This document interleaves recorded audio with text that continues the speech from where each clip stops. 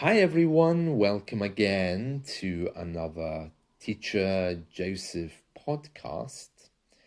Well, if you're into football, you probably have heard the result from last night that England sadly didn't qualify to get through to the next round of the Euros. That's very sad, but that is the way it is. This week's weekly lesson is all about my mate Kareem. Mate is another word for friend, and I'm talking here about my friend Kareem. It's quite common in English culture to say, oh, I'm going out with my mate tonight.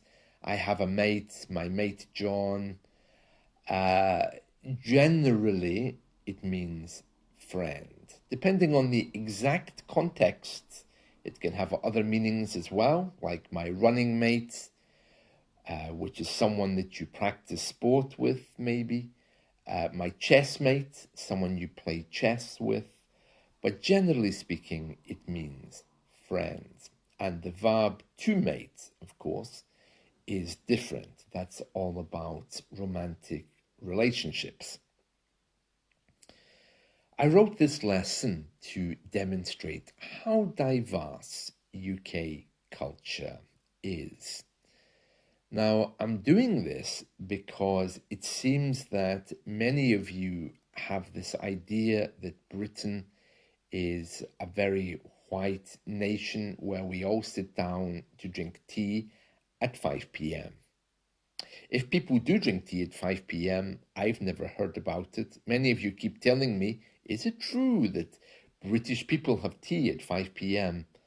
No, at 5 p.m., many people are rushing home from work.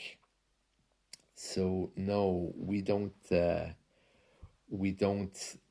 drink tea at 5 p.m. And also, we are a very diverse nation. One thing about Britain is that we can live in the way that we want.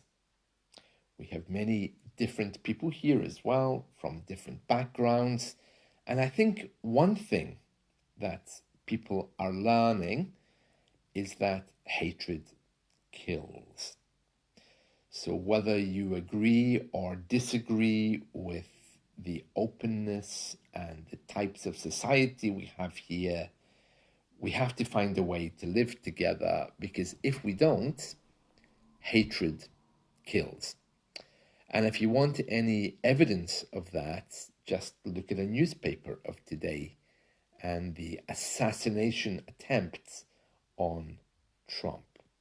Whether you agree with him or not, whether you dislike him or not, hatred, taking something to its extreme, kills people. And I think one person died and another was injured at some rally in the United States yesterday. Now, this is not about Trump. Whether you like him or don't like him, it doesn't matter. I'm not a big fan of his policies, but I'm just using this to show that this is where hatred goes. If you allow yourself to divide people up into good or bad, people that you like or don't like, if you take that to the extreme, people die.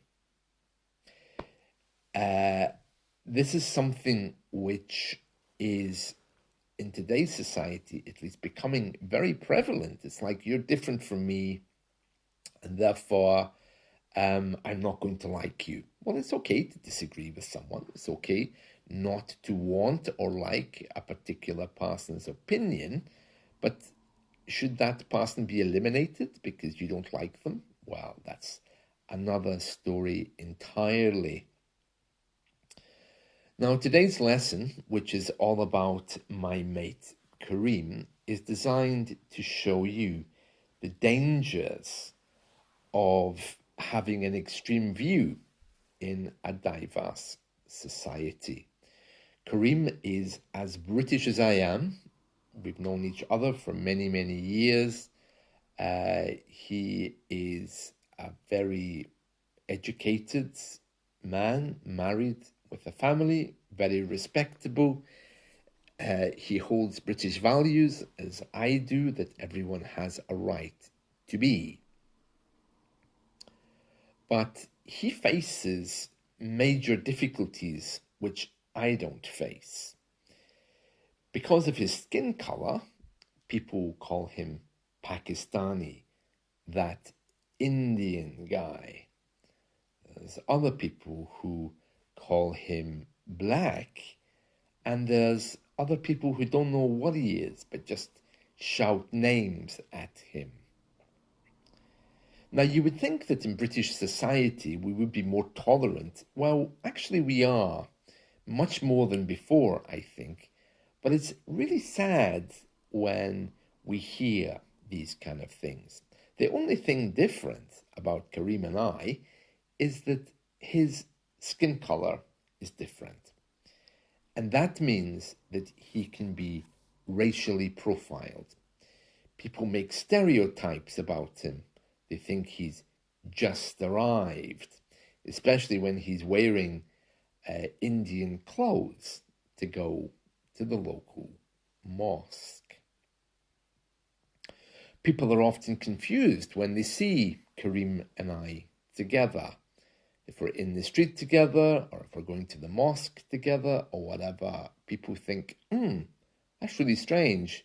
There's a white guy there with a Pakistani. But actually, he's not. He's as British as I am. Okay, culturally, maybe there's a difference. But my point is this. We are the same people. We have the same blood. Now, diversity is the one thing that we all have in common here. We're all different. And it's been quite a steep learning curve for some people to realize that. And I think it's because before the internet came, no one seemed to realize that, well, that's the way we are. Immigration has been part of the British Empire for generations upon generations. We've always had Indian and Pakistani people living here, and of course their families are still here. I've often told you that my grandparents were Irish, and that's very different from the identity we have today as British or Scottish or Welsh. But it was never a big thing. It was just, that's the way it was.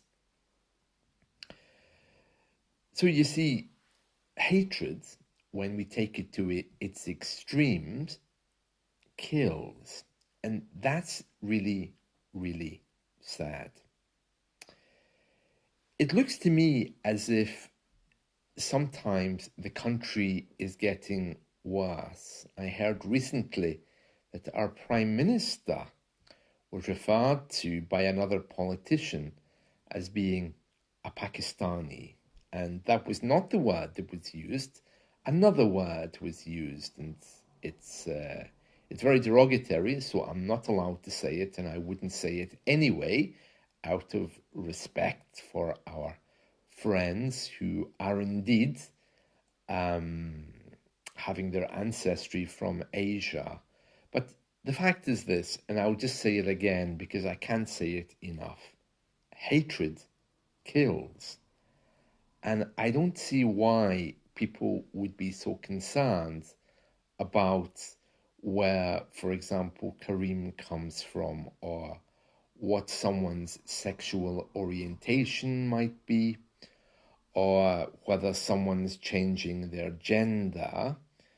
I have to say that for me personally, I really struggle sometimes with ensuring my mind is open.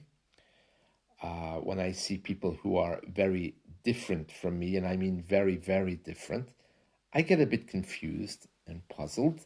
But that's an invite for me to open my mind and to remember this is the joy of living in a democratic country. We can choose to live as we want. Now, many of you have, in English lessons, been asking me questions about our political system because you've been a bit confused when you see someone like Rishi Sunak or Hamza Youssef, who was the Scottish First Minister, and we have a black Welsh First Minister as well. Some of you are very confused because you're asking me, why do you allow that in Britain? And the question really is incorrect in the first place, because this is Britain. Some of us are big, some of us are small, some of us are fat, some of us are thin. Some of us are brown colored, some of us are white, some of us just look different, some of us get married when we're young, some of us get married when we're old, some of us marry the same sex, some of us are unhappy with our gender, and so we choose a new one. That's what it is to be British. We can make choices that we want to make, and we can vote into Parliament anyone that we feel can lead us. I'm not sure why some of you would think that Rishi Sunak or any of our ministers are actually Indian. It's true they have Indian blood in them. It's quite clear because you can obviously see by their skin color that they perhaps have ancestry somewhere else. But what we are not allowed to do is to judge them based upon that. They're just as British as I am. They have the same rights as I do. The days of Britain being a predominantly white society and being led by white people ended probably 50, 60, 70 years ago. So this is what it means to be British. It means to be living your life in the way that you want to live it without judgment from other people. And if you want to see any evidence about what happens when we don't do that, simply look at a newspaper today. Hatred kills. And so therefore, there has to be a way that we all live together. Now, I'm not saying that we all live together happily. Of course, everyone has their views, and you have a right to disagree with your neighbor on the way they live their life. That's perfectly fine. We all have our opinions on the way we live and the way we do things, but there has to be a way for us to agree to disagree. In other words, we don't get guns and shoot people because we think they're wrong. There has to be a way that we can live happily. Now, let me just expand that a little bit into English learning, because I think this is important. If you have this view that you really, really hate someone, then you're entering into an area where you are allowing this idea that the world is a good and bad place, and that if badness is allowed to reign, then somehow your life will suffer. If you allow that to happen, in other words, if you watch too many horror movies or you believe everything that you see, then I feel really sorry for you, because I don't think the world is a big bad place waiting to catch you and to kill you and to punish you.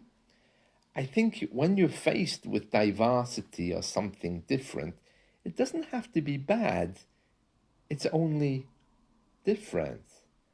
And if you look at our history or the world on a global scale, you're surrounded by people who are different from you. And it would seem very strange that you would want to kill someone over it, isn't it? And where learning comes into all of this is when you start saying, oh, well, that teacher's a good teacher. That book is a good book.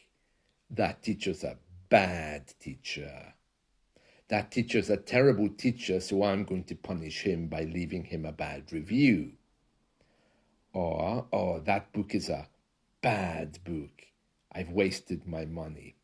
If you really go down that route, you're not going to find any peace. In fact, it will eventually destroy your learning pathway and your progress, because you'll become the center of this really weird partnership of duality about good and bad. Now, I know there are some teachers out there who are not particularly interesting, and I also know there are some books out there which maybe are not helpful to you, but perhaps are helpful to other people.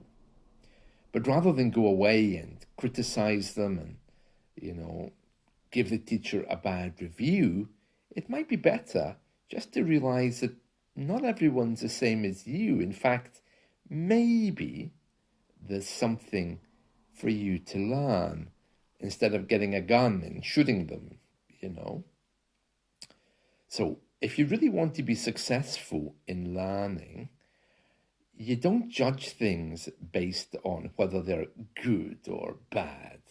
You judge things based upon what you can learn from them. Now, of course, I do know that's hard sometimes. I do know that's very difficult to keep opening your mind in that way. But I think the secret is just to look for the good. Because if someone offers you food, for example, and you say, well, I'm not taking that food because I don't like the way that man looks, or I don't like the way that man lives their life, there are still people out there who do that. And to make those kinds of judgments rather than say, well, actually, you know what? Let's see what I can learn from this man. It would be a very foolish decision, not just to take the food. Anyway, food is delicious, especially Indian food. I love that. But I think you get my point. My point is this, and I'll just say it again, as I've been saying all the way through this: hatred kills. Dress that up, whatever you want. It's okay to disagree with someone, but really, in a diverse society like this, the key is not to highlight the differences, it's to highlight what you have in common. And you might be surprised. You might be surprised when you reach out a hand of friendship just about how deep that goes. Well, that's it from me. This is my moral lesson of today. And we'll continue talking about this week. Today's affirmation, I think, was: my English keeps getting better. And it keeps getting better because you're open-minded enough to see how it can help you improve and how it can introduce you to many different types of people in the world. But if you are one of these people, who thinks that Britain is all white and should be led by white people, I really would invite you to think again, because those days may have been true almost 100 years ago, but I can assure you it's not like that now. It's time to move on. Will you take the challenge? I hope so.